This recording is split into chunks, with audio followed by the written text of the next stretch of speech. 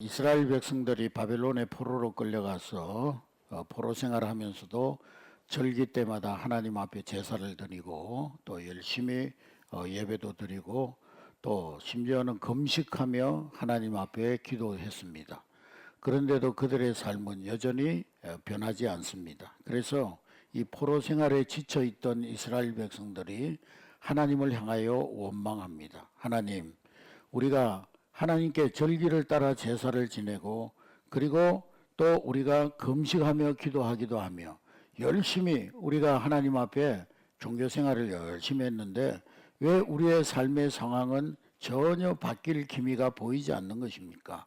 우리 하나님 앞에 수없는 예배를 드리고 제사를 드리고 수없는 양과 소를 잡아 하나님 앞에 제사를 드리고 기도하고 금식하면서 하나님을 섬겼는데 왜 여전히 우리는 포로 생활에 변화가 없는 것입니까? 그렇게 하나님을 향하여서 이제 항변하고 있는 것입니다. 이스라엘 백성들은 주일 성수 잘하고 열심히 11조 드리고 새벽기도 열심히 하고 성경 통독하고 그러면은 하나님께서 자기들의 문제를 단번에 해결해 주시고 자기 삶의 모든 문제가 단번에 떠나가고 축복해 주실 것이다. 그렇게 생각을 한 것입니다. 오늘 우리 가운데서도 예배 참석하고 또 기도에 참석하고 11조 생활하고 또 교회에서 봉사하고 이런 종교적인 행위를 열심히 하는 것이 신앙생활의 전부라고 생각하고 그것을 열심히 하면 내가 하나님께로부터 큰 복을 받을 것이다. 그렇게 생각하는 사람들이 있습니다. 그러나 바로 여기에 형식주의의 신앙의 맹점이 있는 것입니다. 2500년 전에 이사야가 외쳤던 이 외침이 오늘 우리 21세기 한국교회에도 그대로 적용이 되는 현실입니다.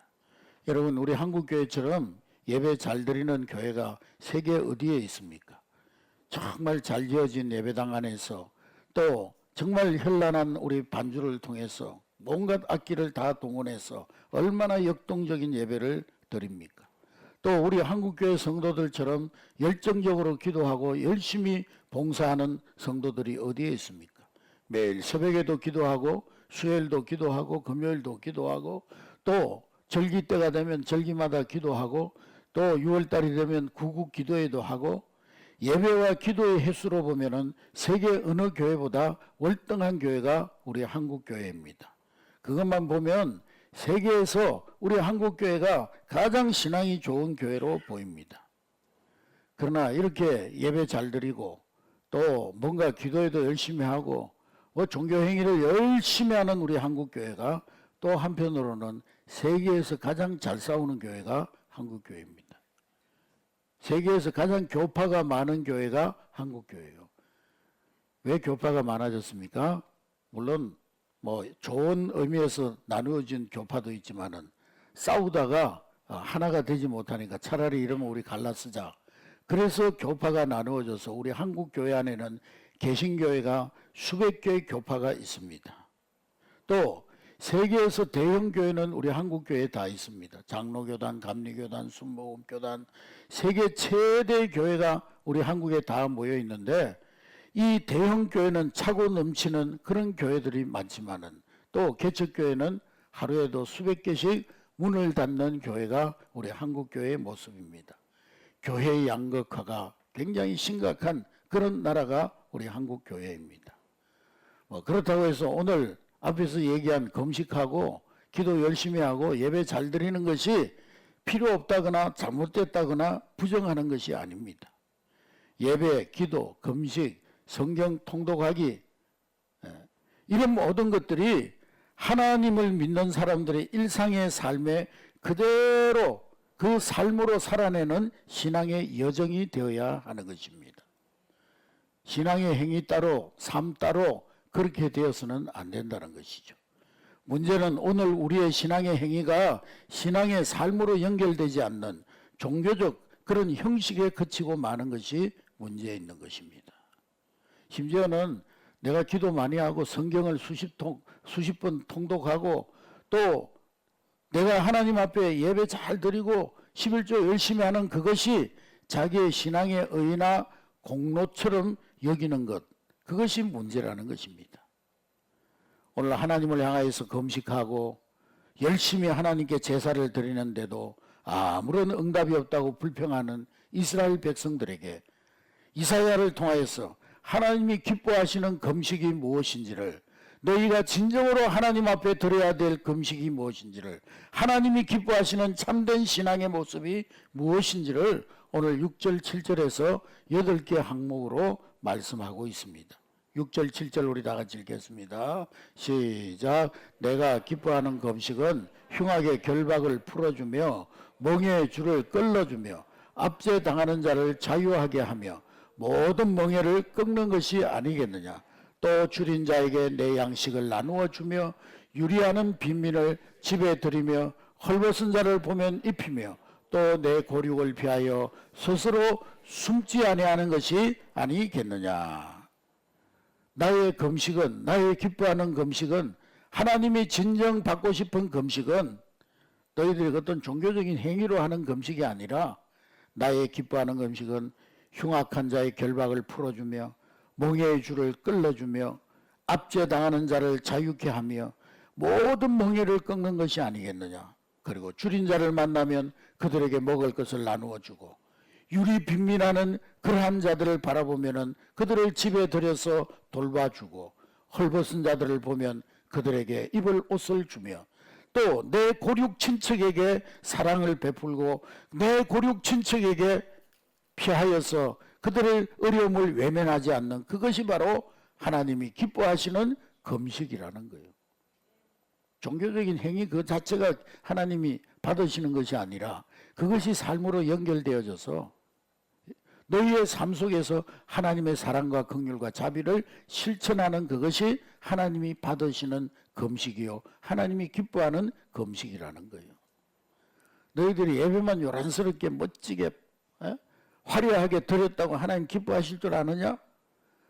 너희들이 너희들의 욕심을 이루기 위해서 소원을 성취하기 위해서 밥을 굶어가면서까지 금식하며 기도한다고 하나님이 그것을 기뻐하겠느냐?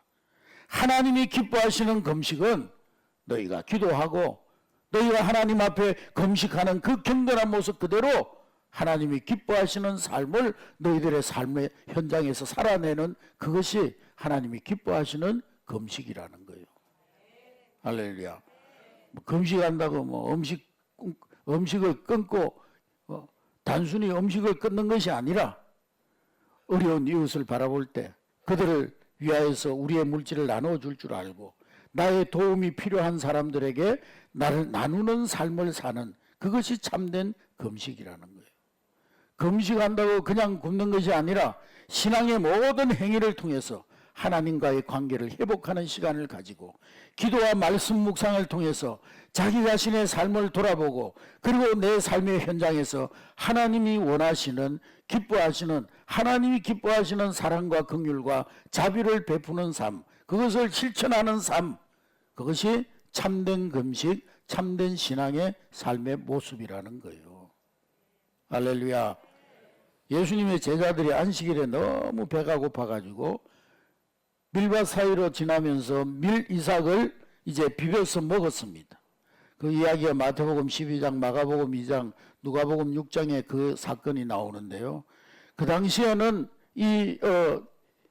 이스라엘 백성들에게 얼마나 엄격한 율법 조항들이 있는지, 안식일 전날 만일에 자기가 실수로 옷을 입고 잤다, 다음날 아침에 옷을 갈아입으면 안 돼요. 그것도 일이요, 일. 안식일 일하지 말라 그러는데 옷 갈아입는 것도 일이라는 거예요. 안식일 전날 불을 켜놓고 잤는데 아침에 일어나 보니까 그대로 켜져 있는 거예요. 불도 끄면 안 돼요. 그것도 일이요. 그러니까 제자들이 밀밭 사이에 가가지고 안식일 날 그 밀을 손으로 비벼가지고 먹었다는 것은 타작했다는 거예요. 그래서 안식일을 범했다는 거예요. 그것을 본 바리새인들이 막 제자들을 굉장히 비판하고 너희들이 어떻게 해서 이 안식일을 범했느냐고 율법의 엄격한 규정을 가지고 이 예수님의 제자들을 비난했던 것입니다. 여기에 대해서 예수님은 사무엘상 21장에 나오는 이 진설병을 다윗이 먹었던 사건을 예를 들면서 말씀하셨습니다. 다윗이 사울 왕에게 쫓겨가지고 도망을 가다가 저 아비멜렉의 제사장 앞에 성전에까지 도달했습니다. 그때 너무 배가 고파가지고 아비멜렉 제사장이요 나에게 먹을 것을 주십시오. 그랬더니 이 아비멜렉 제사장이 지금 내가 가진 것 먹을 것이라고는 이 성막 안에 있는 진설병, 우리 성막을 출애굽기 공부할 때 진설병은 누가 먹는다고 그랬어요? 예? 진설병은 누가 먹는다고 그랬어요? 다 먹고 그냥 잊어버렸구만. 예? 제사장이 먹는다고 그래. 제사장들만 먹게 돼 있는 거예요. 제사장이 외에는 그 진설병을 먹을 수가 없어요. 근데 다윗이, 제사장도 아닌 다윗이 먹을 걸 너무 배가 고파 먹을 걸 달라는 거예요. 그러니까 아히멜렉이 그것을 다윗에게 주어서 먹게 합니다. 율법 규정에는 제사장 외에는 못 먹게 돼 있지만 지금 사람이 죽어가잖아요. 배고파서 죽어가고 있는데 율법의 근본 정신이 뭐예요? 사랑과 긍휼을 베푸는 것이고 생명을 살리는 것이 율법이지, 그 규정, 그 내용이 중요한 게 아니라 이 말이죠. 율법의 규정으로 보면 안식일날 이삭을 비벼 먹은 것은 율법을 어긴 것이라고 볼 수 있습니다. 그러나 율법의 정신은 그 율법을 가지고 다른 사람 잘못을 지적하고 비판하고 정죄하고 잘못되었다고 야단치고 그것이 아니라 하나님을 사랑하고 내 이웃을 내 몸과 같이 아끼고 사랑하는 그것이 참된 율법의 실천이라는 거예요. 할렐루야. 하나님의 사랑과 긍휼과 자비를 베푸는 것이 율법의 근본 정신이라는 거예요. 안식일의 참된 의미는 율법의 형식적인 준수가 아니라 배고픈 자가 있다면 그들에게 먹을 것을 나누어 주고, 묶인 자가 있다면 그들을 풀어주고, 압제당하는 자가 있다면 그들의 편이 되어주고, 유리방황하는 사람이 있다면 그들을 자기의 집에 들여서 그들을 편안하게 안식할 수 있도록 해주는 것, 사랑과 긍휼을 실천하는 그것이야말로 참된 율법을 지키는 자의 삶이요 진정한 하나님 앞에 예배자의 삶이라는 거예요. 할렐루야. 그래서 예수님은 안식일에도 병자를 고치셨고, 제자들이 배고파서 미리삭 먹는 것도 허락하셨고, 안식일의 본래 목적은 하나님의 사랑과 자비와 긍휼을 실천하는 것이 안식일의 목적이기 때문에 예수님은 그 안식일 규정을 뛰어넘어서 사랑과 긍휼을 실천하는 삶을 살으셨다는 거예요. 할렐루야. 그래서 예수님은 나는 자비를 원하고 제사를 원하지 아니한다, 그렇게 말씀하셨습니다. 율법의 형식이 중요한 것이 아니라 하나님의 사랑과 긍휼을 실천하는 것이 그보다 훨씬 중요하다는 거예요. 그런데 바리새인들은 안식일날 너희들이 왜 밀 이삭을 먹었냐, 그들의 배고픈 사정은 아랑곳하지 않고, 그들이 먹지 못해서 죽어가는 그 안타까운 사정은 아랑곳하지 않고, 배고픈 자들이 밀이삭 비벼 먹어 가지고 율법을 어겼노라고 정죄하고 그들을 비판하고. 여러분, 주일날 열심히 교회 와서 예배 드리면서 은혜 받았다고, 주일날 은혜 받았다고 찬송도 멋지게 부르고 기도도 막 뜨겁게 하고, 문 열고 나가면서 다른 사람 비판하고 판단하고 정죄하고, 사역을 잘해야 된다는 이유로 사역자들끼리 서로 갈등하고, 성도 간에 갈등하고 다투고 시기하고, 내가 더 잘 믿는다는 그 교만 때문에 다른 사람들을 판단하고 정죄하고 자기가 하나님이 되어서 다른 사람들을 심판하고, 그것이 바로 오늘 이 바리새인들의 모습이라는 거예요. 여러분, 그러나 하나님이 기뻐 받으시는 진정한 예배는 형식적으로 드리는 예배 이전에 서로를 향하여 자비와 긍휼을 베푸는 그것이 참된 하나님이 기뻐 받으시는 예배요 금식이라는 거예요. 할렐루야. 사람들은 긍휼히 여기며 이웃에게 하나님의 사랑과 자비를 실천하는 그것이 우리 하나님 앞에 드려야 될 참된 제사, 참된 예배라는 것입니다.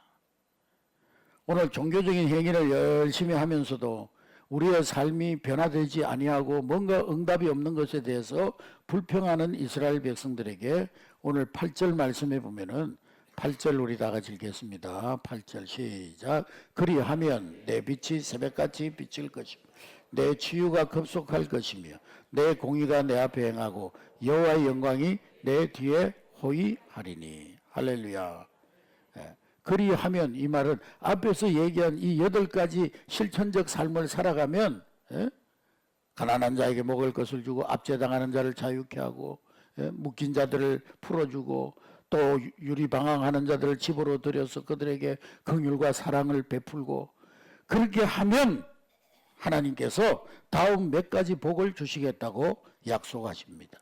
첫 번째 복은 뭐냐? 내 빛이 어떻게 비칠 것이라고요? 새벽볕같이 비칠 것이라 그렇게 말씀해요.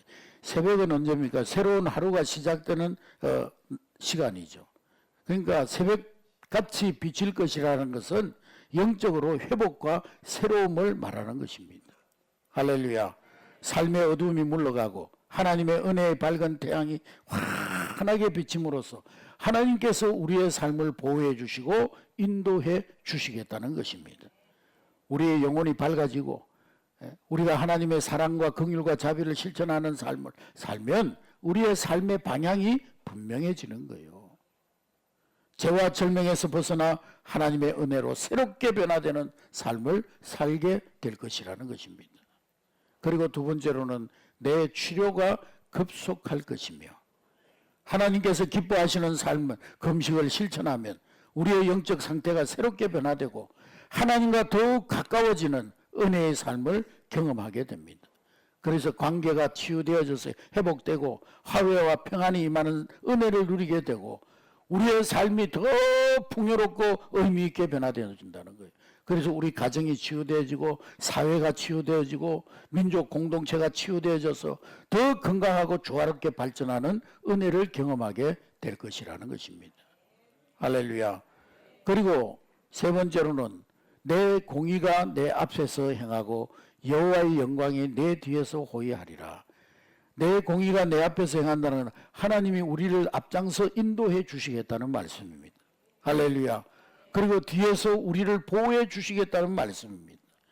군인들이 행군에 나갈 때 앞에서는 이제 이 앞 전방을 주시하는 군인들이 있는가 하면은 뒤에는 또 뒤 후방을 주시하는 군인들이 있어요. 그래서 혹시 낙오하는 사람이 있으면 이렇게 세워서 끌고 가고 또 적이 공격에 오면 또 뒤에서 지켜주고 그런 것처럼 하나님께서 우리 뒤에서 우리를 지켜주시고 우리를 안전하게 방어해 주시겠다는 말씀입니다. 할렐루야. 하나님이 앞서가시며 우리를 인도하시고 뒤에서 우리를 지켜주시겠다는 약속의 말씀입니다. 뿐만 아니라 우리가 하나님이 기뻐하시는 금식의 삶을 살면 9절 말씀해 보니까 9절 우리 다 같이 읽습니다. 9절 시작. 내가 부를 때는 나 여호와가 응답하겠고 네가 부르짖을 때에는 내가 여기 있다 하리라. 만일 네가 너희 중에 멍에와 손가락질과 허망한 말을 저버리고 줄인 자에게 내 심정을 통하며 괴로워하는 자의 심정을 만족하게 하면 내 빛이 흑암 중에 떠올라 어두움이 낮과 같이 될 것이며. 할렐루야. 우리가 하나님 기뻐하시는 금식을 행하면 하나님께서 우리가 부를 때 응답하겠고 우리가 부르짖을 때 하나님이 그래 내가 여기 있다 그러면서 우리의 기도를 응답해 주시겠다는 것입니다. 기도 응답의 축복과 임마누엘의 은혜를 내려주시겠다는 것입니다. 여러분 우리가 기도할 때 가장 힘들고 뭔가 답답한 것은 나의 기도가 허공을 치는 것 같은 그런 때가 얼마나 답답하게 느껴집니까? 아무리 기도해도 뭔가 응답되는 것 같지도 않고 아무리 기도해도 하나님이 잠잠히 하시는 것 같고 응답하시지 않는 것처럼 느껴질 때 우리 신앙은 심한 절망과 슬픔에 빠질 때가 있습니다.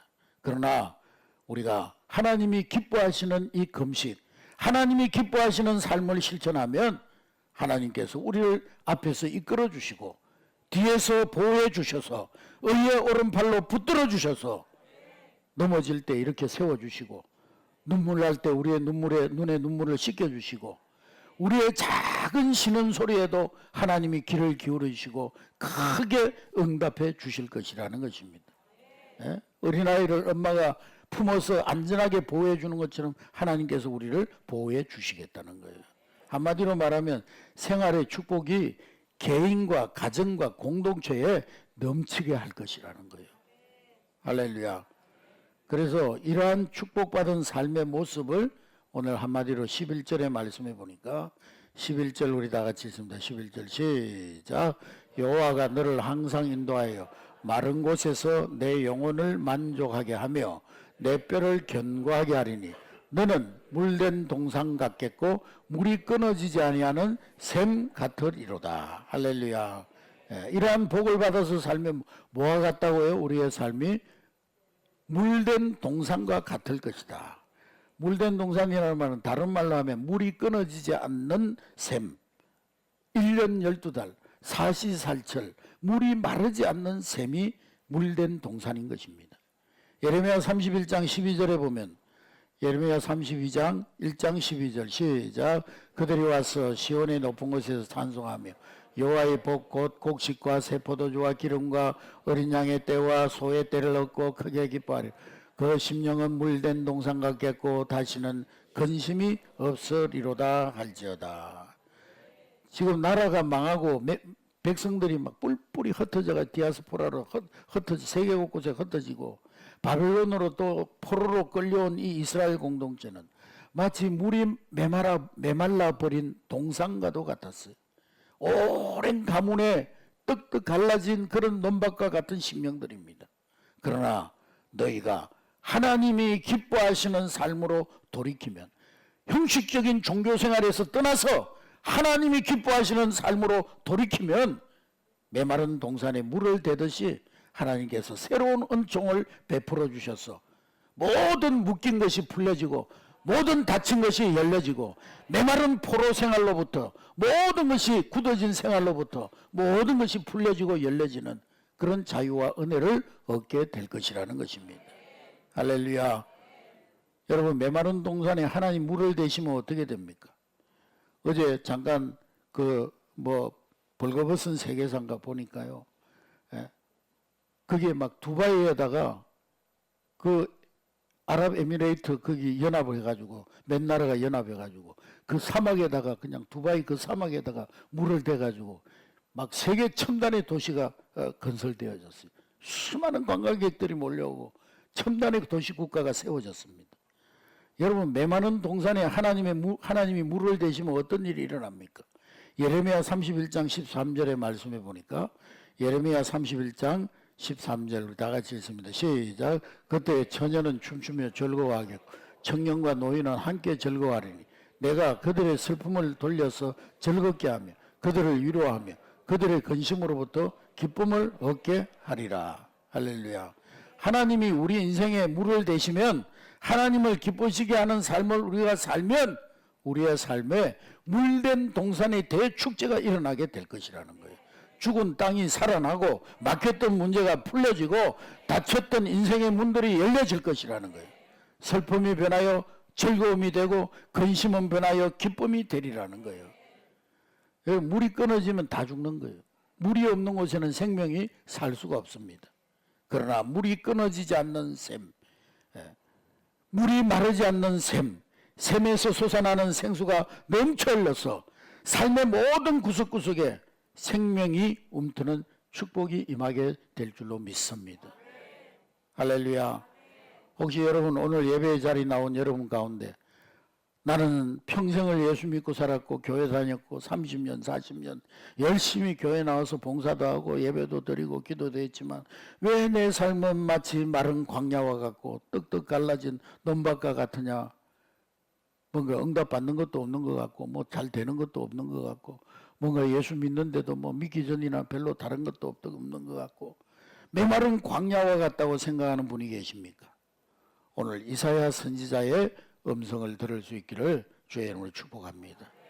하나님이 기뻐하시는 금식, 하나님이 기뻐하시는 신앙의 삶은 그저 습관에 빠져서 형식주의에 빠진 메마른 신앙이 아니라 진정 하나님이 기뻐하시는 삶을 내 삶 속에서 그대로 살아내는 삶, 말씀 그대로 내 삶 속에 살아내는 삶, 그것임을 깨닫게 되시기를 주의 이름으로 축복합니다. 하나님의 자비와 은혜와 사랑과 긍휼을 내 삶의 현장에서 실천하는 삶, 그 삶이 하나님이 기뻐하시는 금식이요 기뻐하시는 참된 신앙의 삶임을 깨닫게 될 수 있기를 주의 이름으로 축복합니다. 오늘 우리 대한민국 2025년에 오늘 우리 대한민국은 우리 사회는 전에 없는 혼란과 긴장과 그리고 반목과 대립으로 갈등이 고조되고 있습니다. 사회 악이 만연되고 가치관은 땅에 떨어지고 비상식이 상식이 되고요. 예? 상식이 통하지 않는 시대. 어디서부터 매듭을 풀어나가야 될지 갈피를 잡지 못하는 그런 시대에 우리가 살고 있습니다. 인정이 메마르고 사랑도 메마르고 양심도 윤리도 다 메말라버린 정말 아프리카 사막과 같은 메마른 그런 상황 속에 우리가 살아가고 있습니다. 이러한 때야말로 지금이야말로 끊이지 않는 물줄기가 다시 올라서 끊어지지 않는 물, 마르지 않는 샘이 솟아올라서 이 메마른 땅을 시원하게 해결해야 될 때인 줄로 믿습니다. 그럼 여러분 어디에서 이 샘물이 솟아오르겠습니까? 어디에서 마른 대지를 적시는 소리를 들을 수가 있겠습니까? 이 소리는요 세상에서 들을 수 있는 소리가 아닙니다. 우리가 오직 하나님 말씀 속에서 성경 속에서 이 소리를 들을 수 있는 줄로 믿습니다. 성경은 오직 목마른 우리에게 목마른 이 사회에 물을 공급하시고 목타는 돼지에 물을 대실 분은 오직 예수 그리스도이심을 말씀하고 있습니다. 할렐루야. 요한복음 7장 37절 38절 시작. 명절 끝날 곧 큰 날에 예수께서 서서 외쳐 이르시되 누구든지 목마르거든 내게로 와서 마시라. 나를 믿는 자는 성경에 이른과 같이 그 배에서 생수의 강이 흘러나오리라 하시니. 할렐루야. 생수의 근원은 오직 누구세요? 예수 그리스도십니다. 여러분 물된 동산, 생수가 끊어지지 않는 동산은 본래 에덴 동산이었어요. 하나님이 먼저 만드신 에덴 동산은 모든 것이 부족함이 없고 죽는 것도 없고 아픈 것도 없고 모든 것이 부족함이 없는 에덴 동산이 에덴 동산이었습니다. 그런데 이 물된 동산 같은 에덴 동산을 언제 잃어버렸습니까? 로마서 5장 12절부터 14절에 보니까 한 사람으로 말미암아 죄가 세상에 들어오고 그 죄로 말미암아 사망이 모든 사람들에게 들어왔다 그랬어요. 그런데 하나님의 은혜와 또한 한 사람 예수 그리스도의 은혜로 말미암아 선물이 모든 사람들에게 넘쳤느니라. 14절 말씀. 할렐루야. 잃어버린 이 물된 동산, 이 샘이 끊어지지 않는 동산을 회복시키고 그곳에 다시 생수의 강이 터지고 생명의 물이 다시 흐르게 하신 분은 오직 예수 그리스도십니다. 한 사람 아담으로 말미암아 이 물된 동산 에덴 동산을 잃어버렸는데 두 번째 아담 예수 그리스도께서 이 땅에 오셔서 그 물이 끊어진 동산에 영원히 마르지 않으면 생명의 물이 다시 흐르게 하시고 영원히 목마르지 않는 그 생수의 샘을 우리에게 허락해 주신 줄로 믿습니다. 할렐루야. 물이 끊어지지 않는 동산은 우리 주 예수 그리스도가 함께 하시는 곳, 우리 주님이 계신 곳, 그것이 영원히 물이 끊어지지 않는 생수의 강이 될 줄로 믿습니다. 우리 주 예수 그리스도만 주실 수 있는 동산, 그것이 바로 물된 동산, 마르지 않는 샘, 물이 끊어지지 않아야 샘이 되는 줄로 믿습니다. 물된 동산은 평화와 안정과 기쁨이 충만한 동산입니다. 여러분, 우리에게 영원한 생수의 물을 주시는 이 예수 그리스도를 여러분의 심령의 가정에 우리의 삶의 공동체 이 나라의 민족에 영접함으로 우리 가정이 우리의 심령이 이 나라가 이 민족이 물이 끊어지지 않아야하는 샘이 넘치게 되는 그런 은혜와 복을 누릴 수 있기를 주의 이름으로 축복합니다. 여러분의 삶이 마르지 않는 생과 같은 물된 동산과 같은 그런 삶이 될 수 있기를 주의 이름으로 축복합니다.